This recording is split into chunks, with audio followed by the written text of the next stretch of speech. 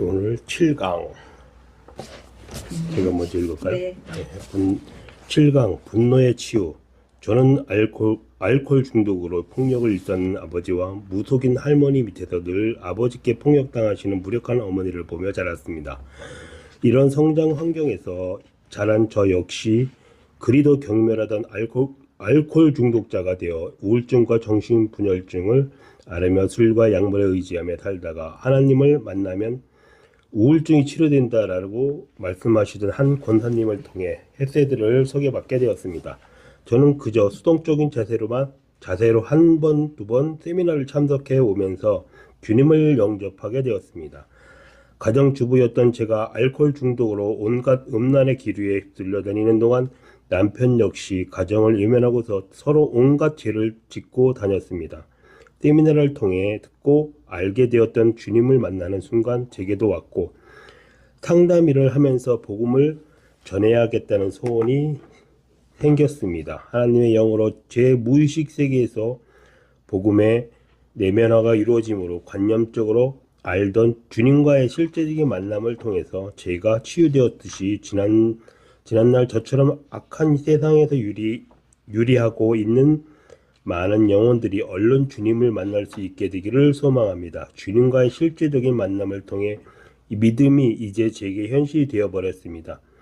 고통받는 많은 분들이 이 실제적인 경험을 통하여 주님을 알기 원합니다. 그리고 지독히 죄인이던 저를 사랑하는 내 딸 루야 라고 불러주신 주님을 호흡하는 순간마다 찬양합시다. 찬양합니다. 여러분 사랑합니다. 우리가 손 올릴 때에 가라앉아 있던 영적인 공기가 움직입니다. 우리는 하나님의 사람들입니다. 우리가 팔을 이렇게 하트 모양을 만들어 사랑합니다 라고 말하면 말로만 사랑합니다 라고 말할 때보다 사랑의 기운이 훨씬 더 많이 느낄 수 있습니다. 우리가 사랑한다고 할 때 사랑은 하나님께 속한 것이기 때문에 사랑을 자꾸 선포하고 흘려보내면 보낼수록 우리에게 하나님의 사랑의 기운으로 가득해짐을 알게 됩니다. 생명의 광합성을 하고 계시죠? 생명의 광합성이란 말만 들어도 생명의 광합성이 되지 않습니까? 생명의 광합성을 통하여 하나님의 은혜를 경험하신 분들이 많습니다. 하나님은 무한하시고 크신 분입니다. 저 큰 바닷물이 하나님의 세계라고 한다면 우리가 경험하는 부분은 겨우 한 숟가락의 물만큼 될 정도로 하나님의 은혜는 넓고 크다고 생각하면 됩니다. 생명의 광합성 적응 사례 하나. 첫 번째, 생명의 광합성 숙제를 받고 이것을 잠자리 들기 전에 여러 번 시도를 해보곤 했습니다. 생명의 광합성을 하는 가운데 저의 알레르기 비염이 고쳐졌습니다. 저는 늘 어지러움 때문에 힘들었던 가운데 병원에 가서 검사를 해보아도 검사 결과 수치상으로는 아무 이상이 없다고 하고 걱정할 것 없다고 해서 증상을 호소하는 제가 이상한 사람이 되기도 했습니다. 병원에서는 걱정 말고 돌아가시라고 했지만 늘 어지러웠고 기도원에 가서 기도도 받기도 해보았지만 결과는 만족스럽지 않았습니다. 그러던 중 광합성 기도를 해본 결과 최근 제가 느끼게 된 사실은 어지러움증이 사라지게 되었습니다. 아직까지는 피부에 있는 염증은 조금 남아있지만 제 몸이 계속 회복되고 있는 것을 느끼고 있습니다. 생명의 광합성 적응 사례 두 번째. 저는 딸의 조울증 때문에 세미나에 참석하게 되었습니다. 제가 치유되고 회복되면서 딸도 동시에 치유되고 회복되었습니다. 세미나 첫 시간에 치유를 받았습니다. 지난주에 갑자기 왼쪽 옆구리가 아파서 병원에 입원을 했습니다. 혹시 요로결석이라고 들어보셨나요? 병원 응급실에 가니 요로결석이라고 했습니다. 그래서 CT 촬영을 하고 보니 제 신장 쪽에 돌이 굉장히 많았습니다. 이게 제일 문제가 되는 것은 너무 아픈 것입니다. 아기 낳는 것 같이 아프고 음식 먹는 것을 토하는 두 가지 증상이 있어서 체한 줄 알았습니다. 너무 아파서 5일가량을 입원을 했는데 아픈 동안에도 기도도 못했습니다. 토요일에 입원해서 진통제만 계속 맞고 있다가 수요일 아침에 운동을 좀 해야겠다 싶어서 병원술에 1시간 정도 나갔습니다. 지난밤 진통제를 맞은 상태라 아픈 곳이 덜해서 운동을 할 수 있었는데 운동을 하던 중 주님 하고 부르면서 바라보게 된 나무가 너무 예쁘고 참 좋았습니다. 운동하면서 나무를 보니까 생명의 광합성 기도가 생각이 났습니다. 그때 머릿속에서 시 한 구절이 떠올랐습니다. 주님, 저 나무가 되고 싶습니다. 저는 하나님의 꽃입니다. 시인이 된 것처럼 생명의 광합성 기도를 드리면서 계속 걷는 운동을 1시간 정도 했습니다. 운동을 하고 화장실에 가서 소변을 보는데 벌겋게 피가 쏟아져 나오는데 너무 기분이 좋았습니다.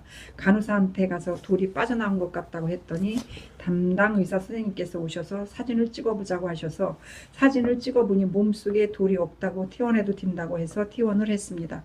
퇴원 후 지금까지 전혀 아프지 않았습니다. 이 요로결석 자체는 굉장히 아픈 것이 특징입니다. 퇴원을 하고 나서 제 신장 속에 돌들이 계속 나오는데 너무 신기하고 좋았습니다.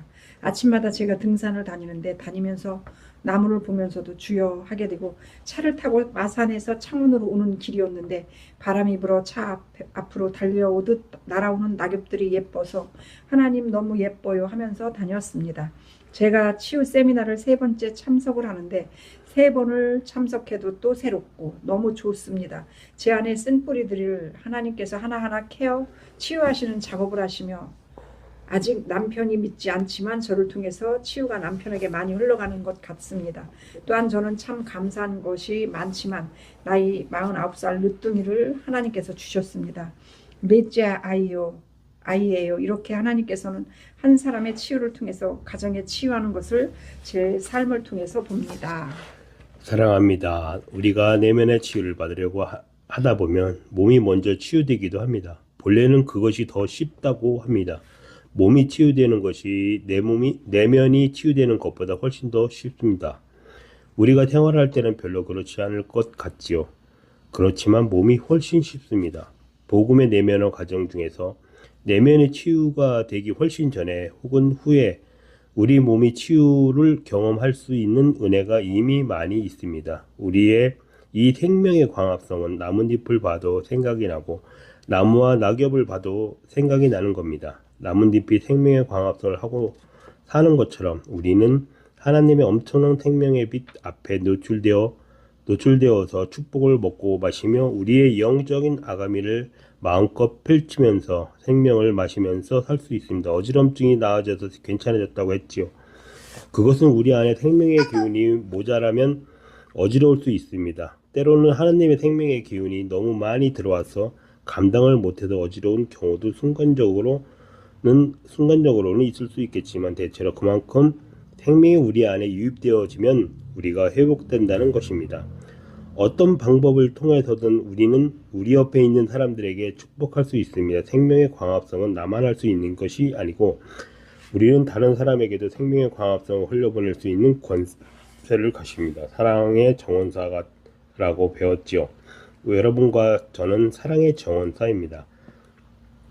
우리 안에 있는 내면의 기쁨이 가득 차면 얼굴이 기쁨이 나오고 나의 내면의 안에 어둠과 두려움과 근심이 가득 차면 얼굴도 그와 같습니다. 내 마음이 그러면 우리 몸도 그렇습니다. 방사선과에 근무하고 있는 어떤 간호사의 이야기입니다. 검사 당일 검사를 받는 분이 아침을 금식하고 약을 먹고 기계 앞에 서게 됩니다.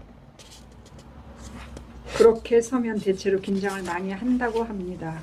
위가 움직이는 모습을 촬영하기 위해 먹는 하얀 액체를 마시고 촬영을 하는데 너무 긴장을 하고 기계 앞에 서면 위가 움직이지를 않는다고 합니다. 그럴 때 간호사는 자꾸 웃게 하고 이야기를 하며 긴장을 풀어주면 위가 움직인다고 합니다. 우리의 마음에 따라서 몸도 얼굴도 우리 주변도 변하니까 우리가 많이 웃으면 좋을 것 같습니다. 내면에서 웃음은 안에서 밖으로 나가지요. 그런데 밖에서 안으로 들어갈 수도 있습니다. 우리는 늘 크게 두 가지를 생각할 수 있는데 내 마음 안에 이상하다, 오늘 왜 이리 좋지? 이유가 없이 기쁘단 말이야. 여러분, 은혜를 받고 나면 이런 경험을 합니다. 세미나 기간 중에 많은 분들이 그런 경험을 한다고 이야기를 합니다. 그래서 괜히 그냥 기쁩니다. 막 즐겁습니다. 계속하여 은혜 가운데 머물다 보면 나도 모르게 내면에서 나올 수 있습니다. 그런데 내 마음이 상당히 불편하고 염려가 많고 두려움이 많을 때 내가 기뻐한다거나 편안해한다거나 이런 것은 쉬운 일이 아닙니다. 그래서 여러분들 지금 이렇게 해봅시다. 사랑합니다 라고 하면서 팔을 올리고 마음껏 팔을 움직여 주세요. 움직여집니까?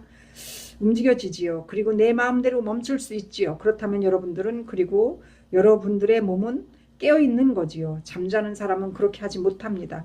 그러면 우리의 마음은 어떻게 할까요? 화가 나 있을 때 그 화를 조절할 수 있을까요? 혹은 어떻게 멈출 수 있을까요? 두려움이 있을 때나 그 두려움을 평안이나 내 안의 안식으로 바꿀 수 있습니까? 내가 외로울 때에 그 외로움을 평강으로 바꿀 수 있겠습니까? 자유롭게 할 수 있습니까? 될까요? 그것은 자유롭게 할 수 있으며 진짜 여러분의 영혼은 깨어있는 것입니다. 그렇지 않으면 우리의 영은 꿈속에 있는 것과 마찬가지입니다. 우리가 이런 것들을 의지적으로 바꿀 수 있을까요? 내 안에는 기쁨이 없는데도 불구하고 기쁨으로 바꿀 수 있는 것인가? 지금의 세미나를 통해서 여러 가지 하나님의 주시는 은혜는 너무나도 다양하고 넓습니다. 그래서 꼭 한 가지의 방법만 있는 것은 없어요. 우리가 경험한 방법들을 받아들이다 보면 하나님의 세계를 더 많이 무궁히 경험할 수가 있습니다. 여러분, 웃음 치료에 대하여 들어보셨죠? 웃음도 억지로라도 웃으면 내가 뭐가 무서워 하다가도 웃음의 정보가 들어가서 내 안에 저장된다는 겁니다. 기쁘지 않고 우습지도 않지만 웃으면 내가 기뻐서 웃는 줄 알고 정보를 받아들인다는 것입니다. 우리의 뇌가 그렇습니다. 그렇기 때문에 처음에는 의도적으로 한 5번 정도 웃으면 나중에는 웃음이라는 버튼을 딱 누르면 그 순간 마음도 기뻐지고 웃어준다고 합니다. 뇌에서 이러한 모터가 자동적으로 출력이 된다는 것입니다. 우리가 한번 웃으면 뇌가 엄청 운동을 한다고 합니다. 인식을 못해도 우리의 뇌 속에서 기억된 아주 기쁜 감정이 작동을 한다는 것이죠. 그래서 우리가 기절을 할 만큼 웃으면 평소에 쓰지 않던 뇌의 신경도 우리 근육도 막 움직여진다고 합니다.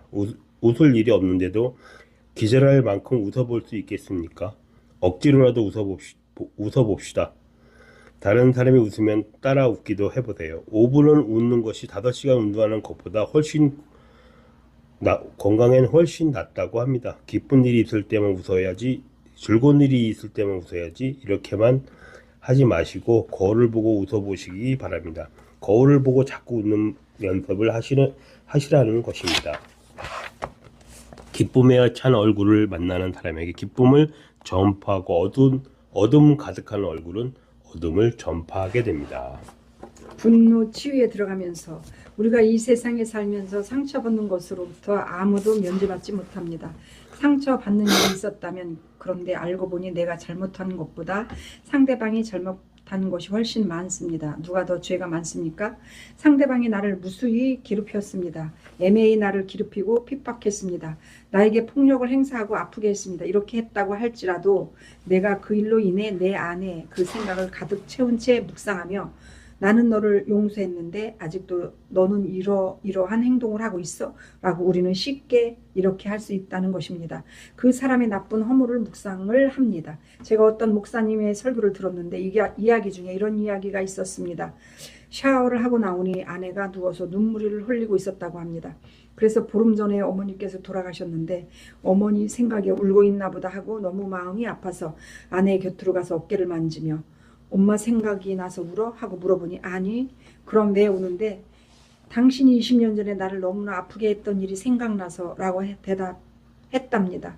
우리가 지나간 일인데 20년 30년 지난 그 일이 지금에 와서 아프다고 생각할 수도 있지만 현장처럼 생생하게 그때처럼 생생하게 아픔이 느껴지기도 하는 것입니다.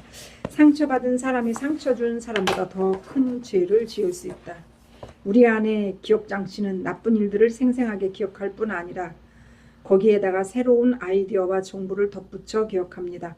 그 사실들을 내 머릿속에서 깊이 묵상하고 생각하면서 나쁜 인간, 넌 나쁜 놈이야. 난 그래도 용서하고 얼마나 참았는데 이렇게 상대방의 죄에 대해서 우리가 계속해서 생각하고 정죄하고 욕하고 때로는 남들에게 이야기해서 상대가 얼마나 나쁜가에 대해 이야기할 수도 있습니다.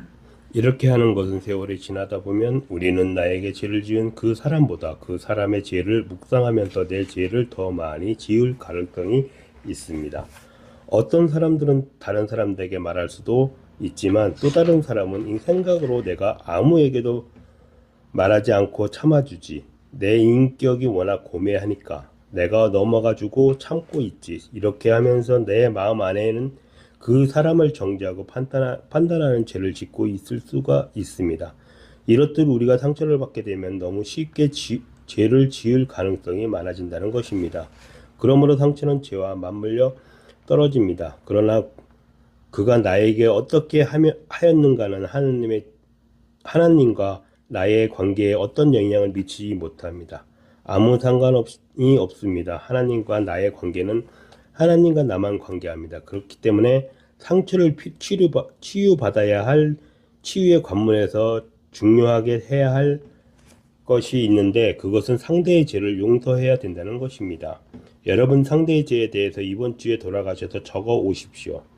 상대방이 여러분에게 잘못한 죄를 적어 오십시오. 그래서 우리가 적어온 죄를 주님의 십자가 앞에 한꺼번에 제출을 합시다. 모든 사람이 그렇게 할 필요는 없지만 어떤 경우는 우리가 둘러앉아서 누가 나에게 잘못을 했어 라고 이야기하면서 우리 스스로 내 입으로 용서한다고 이야기를 하면 묶인 것이 풀어질 수가 있습니다. 내 영혼이 어두워질 때 아그네스 샘포드는 워낙 많은 사람들을 위해서 치유의 빛을 흘려보내다 보니 탈진 상태가 왔습니다. 그래서 아무것도 할 수 없게 되었습니다. 그때 그에게 어떤 분이 이런 충고를 해주었습니다. 지금 당신은 죄가 없는 것 같겠지만 하나님과 당신 사이에 무엇인가 있을 수가 있다. 그래서 그 제목을 적어서 누구에겐가 찾아가라.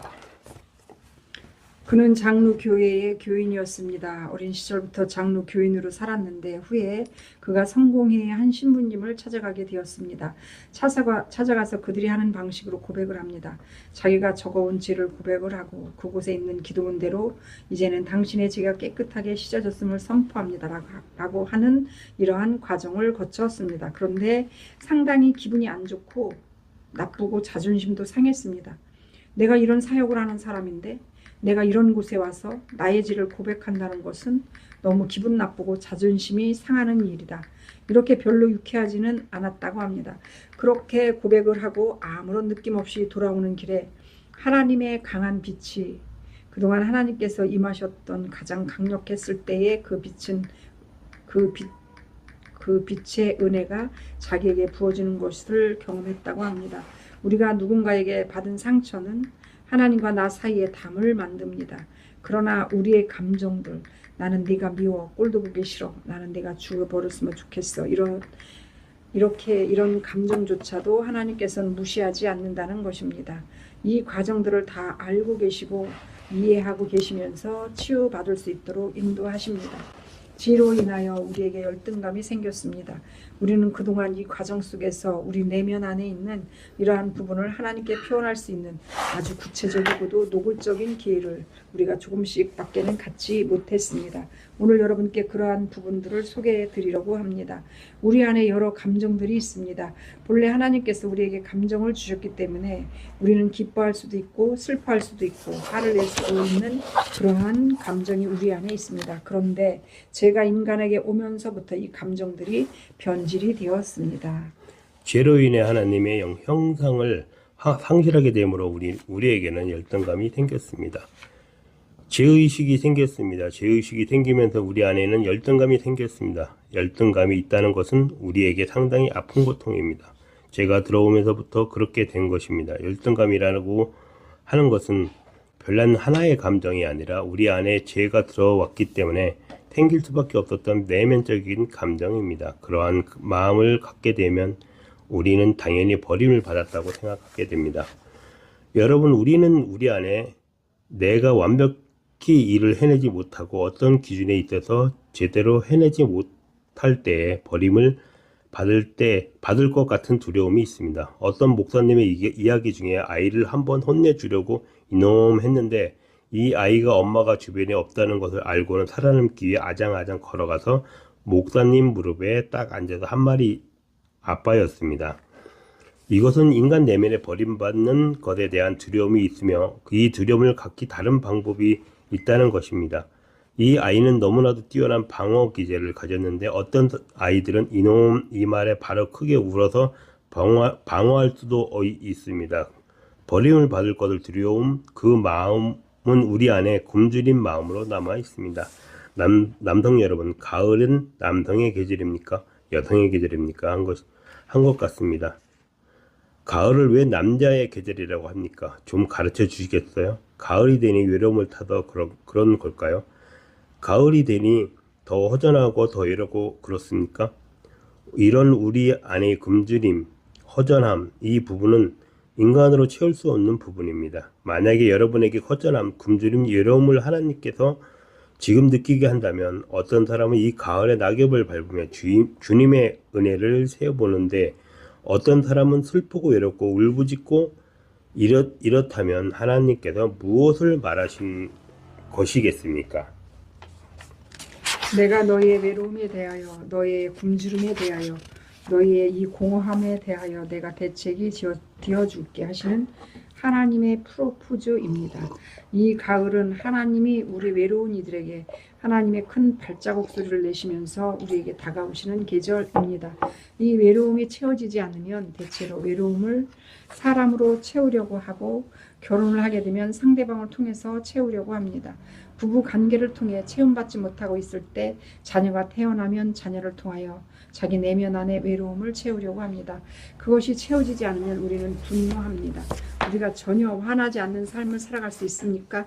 화를 내지 않고 살 수 있습니까? 그렇다면 이 화는 도대체 어디서부터 왔습니까? 분노 질문표를 한번 살펴봅시다. 이거 그냥 살펴보면 될 것 같아요.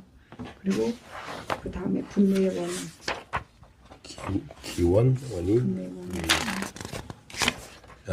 기원? 기원? 분노의 원인. 화가 나는 원인, 분노의 원인은 무엇일까요? 왜 분노가 날까? 여러분도 때로 이유도 없이 화가 날 때가 있지요. 때로는 똑같은 일인데도 아무렇지도 않고 때로는 어쩔 수 없이 화가 납니다. 어떤 사람은 쳐다봐도 화가 나고 생각만 해도 화가 납니다. 왜 그렇습니까? 성장 과정에서 상처를 입었다는 뜻입니다. 우리의 심한 상한 감정이 치유되어 회복되지 않으면 우리는 건강한 대화를 할 수가 없습니다. 좋은 관계를 가질 수도 없습니다. 이 땅의 모든 사람들이 자기가 가지고 있는 감정을 그대로 쏟아내고 또 스트레스 받아서 상대에게 퍼붓고 이렇게 탁구공 치듯이 서로 상처를 주고받습니다. 남편은 아내에게 상처를 주고 아내는 남편에게 상처를 주면서 결국 상처를 풀 곳이 없어서 자녀에게 퍼붓고 그렇게 됩니다. 우리 속에 있는 것은 감출 수가 없습니다. 회사에서 엄청난 스트레스를 받고 집에 들어왔을 때 내가 받은 이 스트레스는 누군가에게 풀고 싶어집니다. 그러면 누구에게 화를 내게 될까요? 집에 아내가 없는데 아이들이 집안을 엉망으로 만들어 놓고 숙제도 하지 않아서 아이들에게 화를 내고 있는데 아이 엄마가 집에 들어왔습니다. 그러면 다음은 아내에게 당신이 이 시간까지 뭐하고 다니는 거야? 라고 하게 됩니다. 상대를 대면했을 때 대화의 첫 마디는 굉장히 중요합니다. 우리가 처음 만났을 때와 밖에서 집에 들어갔을 때 아이들한테나 가족들이 서로 제일 먼저 하는 말은 우리가 느낀 그대로를 다 말하게 됩니다. 엄마들도 마찬가지입니다. 야, 텔레비전 꺼. 숙제했냐? 숙제해. 학원은 갔다 왔냐? 바로 이겁니다. 우리는 눈에 보이는 그대로 확 이야기하는 것에 대한 진단을 해야 합니다. 가만히 두면 자동으로 나옵니다. 그래서 습관대로 가만히 둔다면 자동으로 아내는 집에서 들어와서 하는 말이 야, 숙제했냐? 텔레비전 꺼. 집구석이 이게 뭐야? 하고 큰 놈에게 뭐라고 합니다. 그러면 큰 놈은 야, 이거 네가 그랬잖아. 이거 내가 너보고 이렇게 하라고 했잖아. 이렇게 분노는 위에서부터 아빠를 시작으로 엄마에 이어서 큰아이 이렇게 내려오면 작은 아이는 풀 데가 없는데 어떻게 할까요? 풀 곳이 없으니까 고양이나 강아지를 얼른 차버립니다. 예전에 어떤 고등학생 아이와 상담을 하는데 아빠가 너무 폭력을 많이 행사해서 이 아이 안에 분노가 가득 차 있었습니다. 그러니 아이가 견딜 수가 없었습니다. 화가 많이 나면 문을 막 친다고 합니다. 그래서 우리 집 문은 구멍이 안 난 문이 없어요 라고 했습니다. 분노는 에너지입니다. 그래서 분노가 우리 안에 가득 차 있으면 어디라도 흘러가게 되는 법입니다. 분노의 영향력. 여러분, 우리는 사랑의 정원사이고 축복의 정원사입니다. 우리는 축복을 흘려보내야 하는 사람들입니다. 그런데 내 안에 있는 것을 흘려보낼 수밖에 없습니다. 그러면 이 분노는 어떻게 해야 할까요? 본래 분노가 전혀 없는 사람이 있을까요? 우리가 화가 많이 날 때도 있지요. 어떤 때는 막 부수고 싶고, 화가 많이 날 때 우리는 도자기라도 깨어야죠. 전화기라도 던지고요. 텔레비전이라도 부숴야지요. 그럴 때는 싼 플라스틱 그릇을 가져다 놓고 부수기라도 해야 합니다. 화가 우리 안에 갇혀 있다가 분출이 되면 감당을 못하게 됩니다. 압력솥을 꽉 막아서 불 위에 얹어 놓으면 어떻게 되겠습니까? 압력솥 추가 빙빙 돌아가는 것을 그 속에 김이 빠져나가는 거잖아요. 그런데 김이 빠져나갈 구멍도 없이 밑에서 계속 불만 태우다 보면 폭발합니다. 울고 싶을 때는 울어야 합니다. 그런데 울지마. 아이들이 때를 계속 쓰고 우는 것은 처리되어야 할 부분도 있지만 엄마 아빠가 나에게 하는 것이 너무 억울해서 우왕하고 울음을 터뜨려야 하는데 울지 말라고 하면 매를 들면 어떻게 되겠습니까? 먹은 게 그대로 체하고 맙니다. 우리의 분노는 어디인가로 흘려보내야 합니다. 열을 가해 압력추가 돌아가게만 한다면 이것이 흘러가게 되는 것입니다. 주님은 분명히 해가 지도록 분을 품지 말라 하셨습니다. 분노는 건강한 방법으로 흘러보내야 합니다. 언젠가 아침에 일어나니 포도주 냄새가 온 집에 진동을 하였습니다. 조그마한 주스병에 담아둔 포도주가 대폭발하였습니다. 옆에 있는 작은 포도주병은 폭격을 받아 병 2개가 폭발하면서 온 집안에 산산조각 유리가 흩어져 있었습니다. 포도주병이 폭발한 것은 병 뚜껑을 너무 꽉 잠가서 숨 쉴 구멍을 막았던 것이 결정적인 이유였습니다. 우리가 열받았을 때 뚜껑 열리겠다고 말하듯 우리 안에도 열만 오르고 터뜨릴 곳이 없으면 포도주병이 깨지는 것처럼 자신도 남도 깨지고 다칠 수가 있습니다. 포도주병은 자신만 깨질 수도 있지만 견고한 쇠는 터지면서 옆 건물을 부수고 옆에 있는 사람에게도 화상을 입히게 되는 것입니다. 우리가 이 분노에 대한 것을 처리하지 않으면 결국은 누군가가 이 불똥을 맞게 되어 있습니다. 사람이 화를 내면서 거기에서는 독소가 나오게 되어 있습니다. 사람이 화를 낼 때 나오는 그 독소가 쥐에게 주사를 했더니 쥐가 바로 즉사했다고 합니다. 화를 내게 되면 분노의 독소는 사람 속에서 바로 들어가게 되는 것입니다. 우리는 이 독을 어떻게 해야 되겠습니까? 독을 너무 많이 먹었고 많이 주기도 했습니다. 우리는 화내기 전에 화내기가 생활화되어 있습니다. 나하고 다른 의견에는 화를 낸다. 내가 원하는 것이 아니면 화를 낸다. 이것이 문화적으로 습관화되어 있기도 하고 또 우리 안에 이것이 너무 많이 차 있습니다. 화를 내서 이야기를 해야 사람들은 권위가 있다고 생각합니다. 특히 우리나라 남성들이 이런 경향이 많다고 합니다. 분노의 이유, 본래 분노는 가치 중립적입니다. 분노가 꼭 나쁜 것은 아닙니다.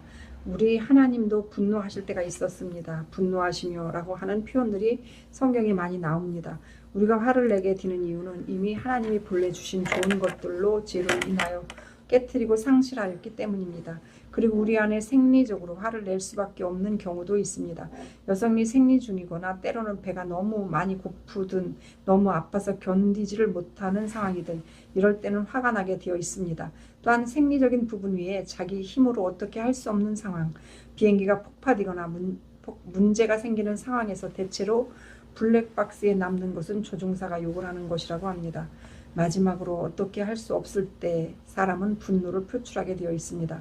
과학적으로도 그렇습니다. 그래서 이러한 일들은 우리에게 얼마든지 많이 일어날 수 있습니다. 사울은 다윗의 칭찬을 듣는 것을 보고 화가 났습니다. 이렇게 우리는 화가 날 이유들이 엄청나게 많이 있습니다. 와, 저 사람 갑자기 너무 잘 되잖아. 그러면 내 안에 시기심이 생기는데 이 또한 화입니다. 우리 안에 생기는 시기심도 화가 되고 우리 안에 걱정도 나중에는 화가 됩니다. 불평하는 것도 분노입니다. 불평, 불만, 증오 이런 것들로 인해 화가 나면 어떤 사람들은 아예 입을 닫고 말을 하는 것보다 훨씬 더 힘든 분위기를 만듭니다. 침묵도 원한을 가집니다. 비통한 기운으로 다른 사람에게 원망을 전합니다. 우리 여기까지 할래요? 여기 너무 길어갖고 여기까지 하면 이것만 읽는 데만 시간이 다 갈 것 같아. 그래. 이 정도가 저 가운데 정도 되는 것 같더라고요. 이게 가운데예요, 오늘이? 네, 실강이 좀 길어요. 네. 알았습니다. 여기까지 하죠 그러면. 네, 여기서 이제 서로 그거를 한번